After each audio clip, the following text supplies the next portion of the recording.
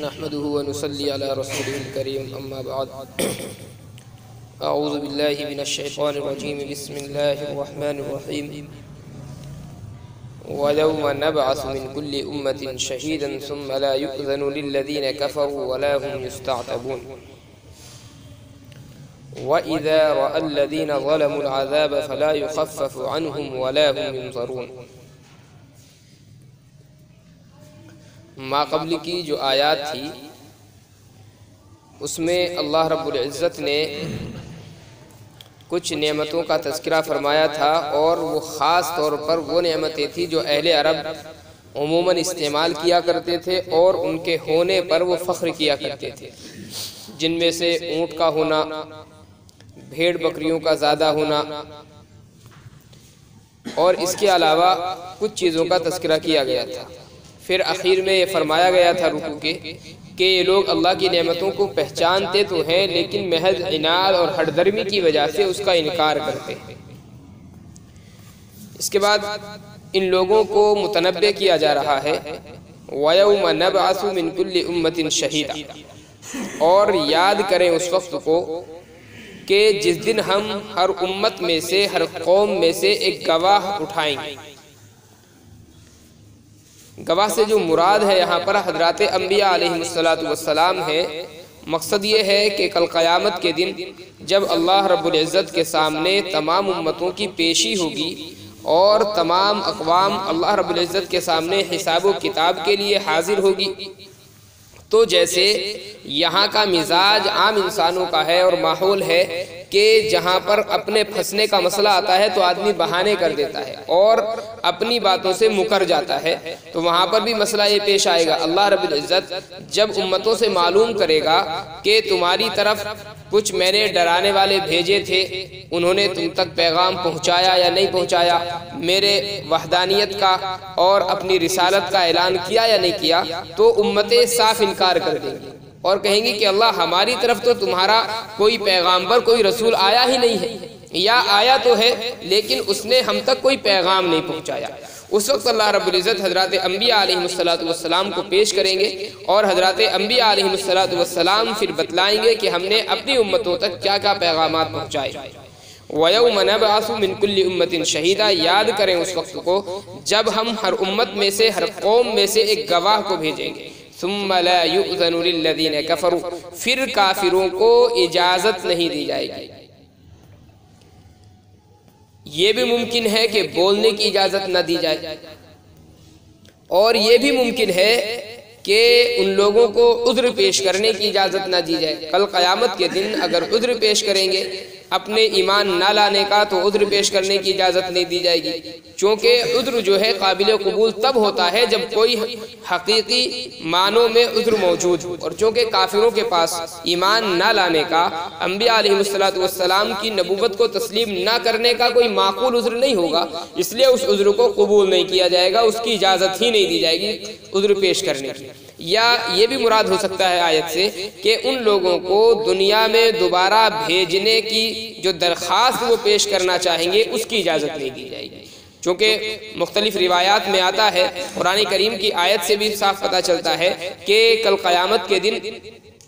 جب وہ لوگ معاملات کو دیکھیں گے اور وہ یہ محسوس کریں گے کہ ایمان نہ لانے کی وجہ سے آج ہمارے اوپر عذاب ہوگا، تو پھر وہ تمنا کریں گے کہ کاش ہمیں دنیا میں بھیج دیا جاتا اور دنیا میں جا کر کے پھر ہم اچھے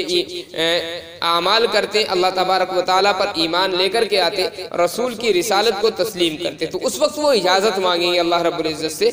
دنیا میں آنے کی، تو ان کو اجازت نہیں دی جائے گی۔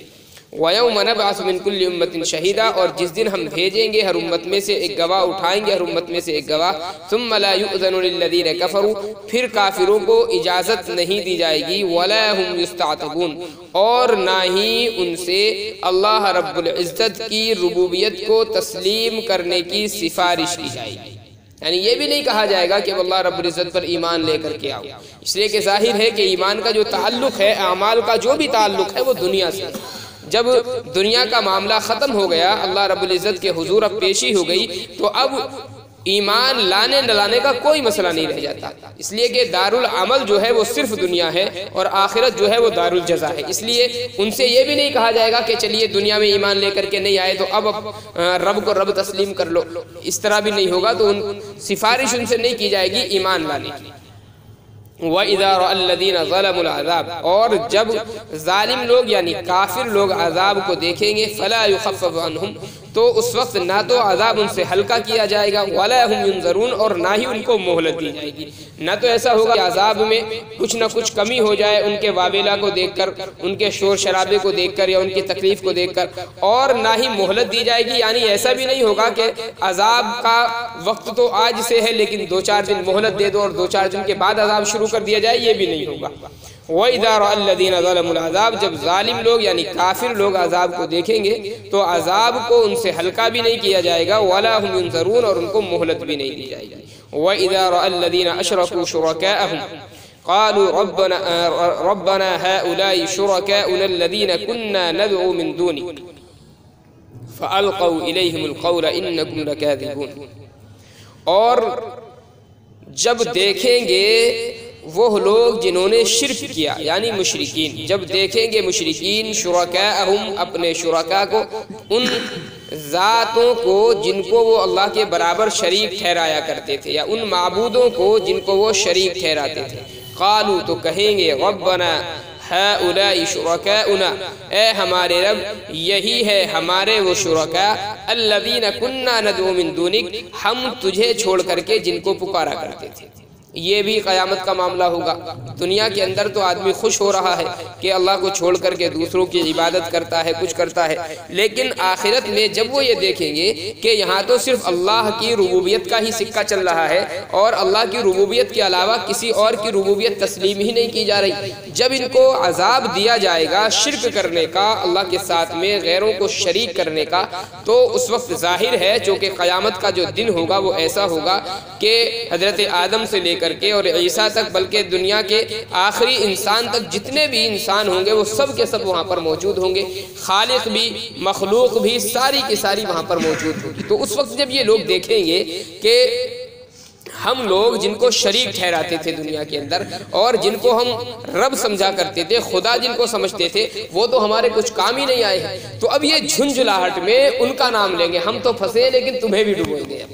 اب یہ ان کا نام لیں گے کہ ہمارے رب ہم جو پوجا کرتے تھے آپ کو چھوڑ کر کے وہ ان کی کرتے تھے، اب ہمیں تو عذاب دیا جا رہا ہے، ہمیں سزا دی جا رہی ہے، ذرا ان کی بھی کچھ نہ کچھ خبر لی جائے۔ تو ان کا جو مقصود ہوگا اس وقت اپنی سزا کے ساتھ ساتھ اپنے شرکاء کو بھی اپنے جرم کے اندر شریک کرنا ہوگا۔ وَإِذَا رَأَى الَّذِينَ أَشْرَكُوا شُرَكَاءَهُمْ، جب دیکھیں گے مشرکین اپنے شرکاء کو تو کہیں گے اے ہمارے رب یہ ہیں ہمارے وہ شرکاء جن کو ہم پکارتے تھے آپ کو چھوڑ کر، فَأَلْقَوْا إِلَيْهِمُ الْقَوْلَ إِنَّكُمْ لَكَاذِبُونَ، تو اس وقت جو معبودان باطلہ ہوں گے، جو شرکاء ہوں گے، وہ ان کی طرف بات کو لوٹائیں گے اور کہیں گے کہ تم جھوٹے ہو، إِنَّكُمْ لَكَاذِبُونَ، تم جھوٹے ہو۔ اب یہ اس کے کئی مفہوم ہو سکتے ہیں، جو معبود ہوں گے دوسرے وہ یہ کہہ رہے ہیں کہ تم جھوٹے ہو، کس چیز میں جھوٹے ہو؟ یا تو یہ بھی مفہوم اس کا ہو سکتا ہے کہ تم جو یہ کہہ رہے ہو کہ ہم کو تم دنیا میں شریک ٹھہراتے تھے اللہ کے، اپنی اس بات پہ جھوٹے ہو، یعنی تم ہم کو شریک نہیں ٹھہراتے تھے، کوئی اور ہوگا جس کو تم شریک ٹھہراتے تھے۔ ایک مفہوم اس کا یہ بھی ہو سکتا ہے، یا یہ بھی مفہوم ہو سکتا ہے کہ تمہاری جو یہ بات ہے کہ ہم تجھ کو چھوڑ کر کے اے خدا ان کی عبادت کرتے تھے، اپنی اس بات میں جھوٹے ہو، چونکہ تم اصل حقیقت یہ ہے کہ ہماری عبادت نہیں کرتے تھے بلکہ اپنی خواہشات کی عبادت کرتے تھے، تم اپنی خواہشات کے مطابق زندگی گزارتے تھے اور تمہارے دلوں کی ایک تمنا تھی اللہ کو چھوڑ کر کے دوسروں کی عبادت تم نے کی،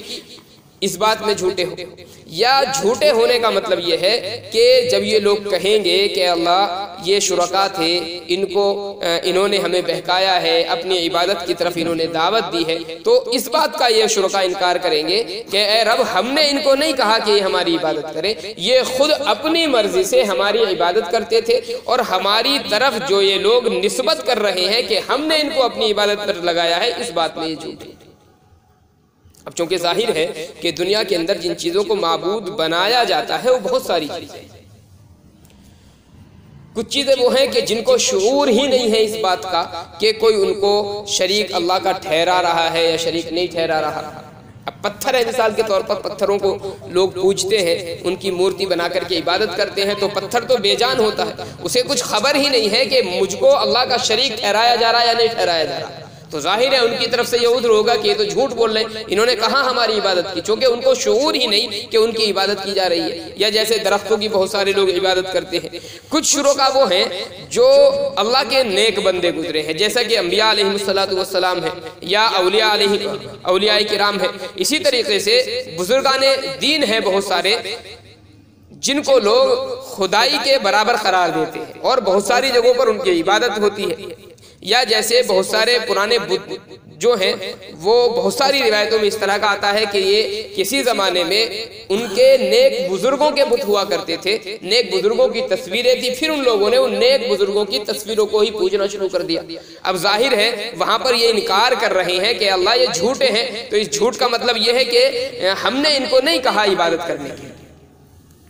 اور ایک معبود وہ ہے جو شیطان ہے، جو باضابطہ ورغلاتا ہے آدمی کو اور بہکاتا ہے اور لاتا ہے اپنی عبادت کی طرف، تو یہ بھی اس وقت صاف انکار کر دے گا کہ میری عبادت نہیں کرتے تھے، تو وہ اپنی خواہشات کی عبادت کرتے تھے۔ مطلب یہ ہے کہ میں نے صرف بہکایا ہے، ہاتھ پکڑ کر کے تمہارا اپنی عبادت کی طرف لے کر کے میں نہیں آیا ہوں۔ تو کئی سارے مفہوم اس کے ہو سکتے ہیں، اور یہ جتنے بھی مفہوم ہیں یہ شرکا کے مختلف ہونے کے اعتبار سے۔ حضرات انبیاء علیہ السلام کو اگر شریک مانا جائے جیسا کہ بہت سارے لوگ مانتے ہیں، تو مفہوم اس کا انکم لکاذبون کا الگ ہو جائے گا، شیطان کو شریک قرار دیا جائے تو مفہوم الگ ہو جائے گا، بزرگان دین کو یا بے جان چیزوں کو اگر شریک ٹھہرایا جائے تو اس کا مفہوم الگ ہو جاتا ہے انکم لکاذبون کا۔ وَأَلْقَوْا إِلَى اللَّهِ يَوْمَئِذٍ السَّلَمَ وَضَلَّ عَنْهُمْ مَا كَانُوا يَفْتَرُونَ، اور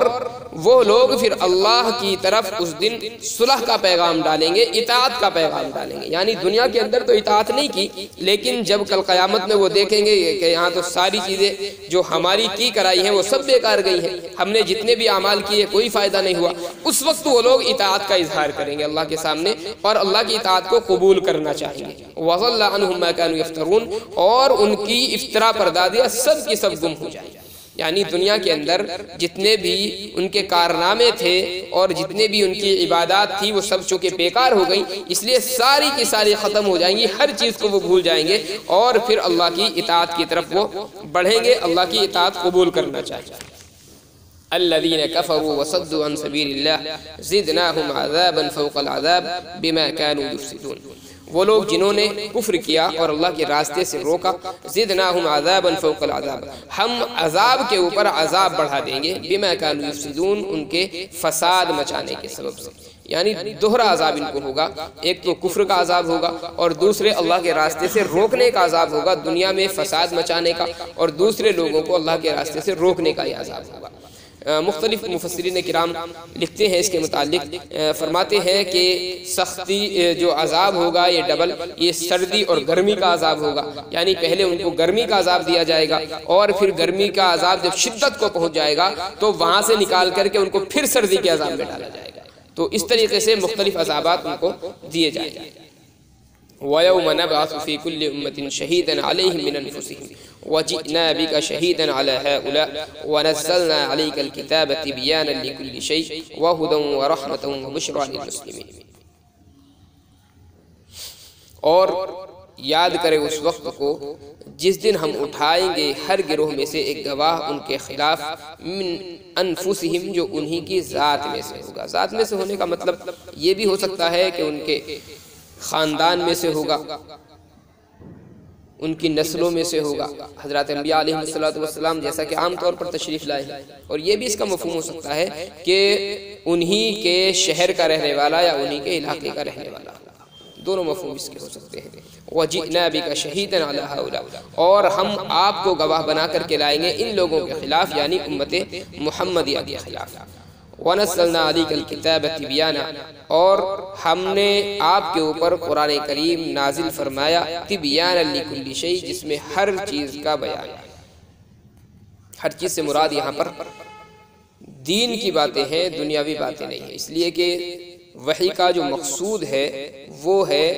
دین کی فلاح اور دین کی باتوں سے لوگوں کو آگاہ کرنا، دین کے مسائل سے، دین کی ضروریات سے لوگوں کو آگاہ کرنا۔ وحی کا جو مقصود ہے وہ دنیا اور دنیا کے جو مسائل ہیں وہ مقصود ہی نہیں ہے، اس لیے قرآن کریم جو ہے دین سے ہی بحث کرتا ہے، دنیاوی چیزوں سے قرآن کریم نے بحث نہیں کی۔ ہاں جزوی طور پر اگر کہیں پر کوئی مسئلہ دنیاوی اعتبار سے ذکر کر دیا گیا ہے